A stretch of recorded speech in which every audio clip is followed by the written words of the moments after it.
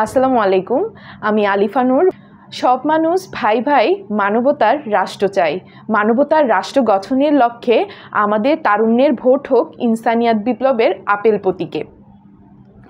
বাংলাদেশের অন্যতম একটি সম্ভাবনা হলো তারুণ্য সমাজ। সেই তারুণ্য সমাজকে বাংলাদেশের বিনির্মাণে এগিয়ে আসতে হবে।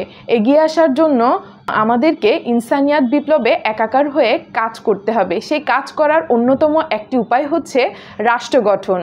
আর সেই রাষ্ট্র গঠনের জন্যই আমাদেরকে আগামী ফেব্রুয়ারিতে যে নির্বাচন হবে, আমাদের যে ভোটাধিকার, সেই ভোটাধিকার প্রয়োগ করার জন্য ইনসানিয়াত বিপ্লবে ভোট দিতে হবে। ইনসানিয়াত বিপ্লব সব মানুষের অধিকার, স্বাধীনতা, নিরাপত্তা এবং সুন্দর রাষ্ট্র গঠনে অকল্পনীয় ভূমিকা পালন করবে, যা আপনি ইনসানিয়াত বিপ্লবে কাজ করলেই বুঝতে পারবেন। ইনসানিয়াত বিপ্লব কোনো দল, কোনো মত, কোনো পথ, কোনো রাষ্ট্র, কোনো একক ভাষা, একক দেশভিত্তিক, কোনো একক গোত্রভিত্তিক কাজ করে না। ইনসানিয়াত বিপ্লব সব মানুষকে নিয়ে কাজ করে।